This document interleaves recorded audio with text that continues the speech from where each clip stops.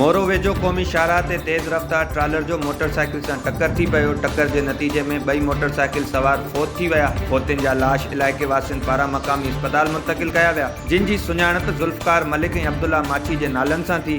Police truck driver खे गिरफ़्तार कंदे ट्रालर टेवील में वठी छॾियो।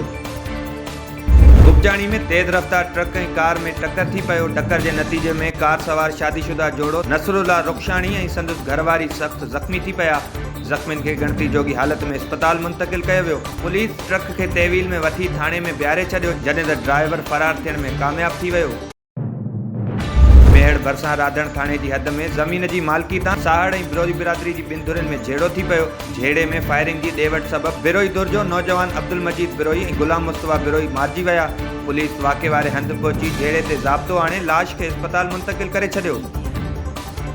छोकिरी भरिसां ॻोठु भले ॾिनू भण में दिमाग़ी तवाज़ुन दुरुस्त न हुजण सबबि माउ पंहिंजी धीउ खे घुटा ॾेई मारे छॾियो। फोती नींगरीअ जो लाश पोस्टमार्टम लाइ अस्पताल मुंतक़िल कयो वियो, पर डॉक्टरनि जी गैर मौजूदगी सबबि पोस्टमार्टम लाइ केतिरा ई कलाक लाश अस्पताल ॿाहिरां पयल हो।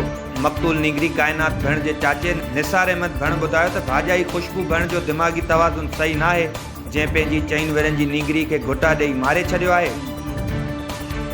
नवदेरो में घड़ू अणबणता नौजवान पाण मथां फायर करे ज़िंदगीअ जो अंत आणे छॾियो। फोतीअ जे मामे भूरल कखराणी मौजूदु नौजवान जमशेद कखराणी ऐं संदसि भेण विच में मुंहमारी बाद हाथापाई थी, जंहिं बाद नौजवान घर में पयल बंदूक सां फायर करे ज़िंदगीअ जो अंत आणे छॾियो। फोतीअ जो लाश पोस्टमार्टम लाइ अस्पताल मुंतक़िल कयो वियो।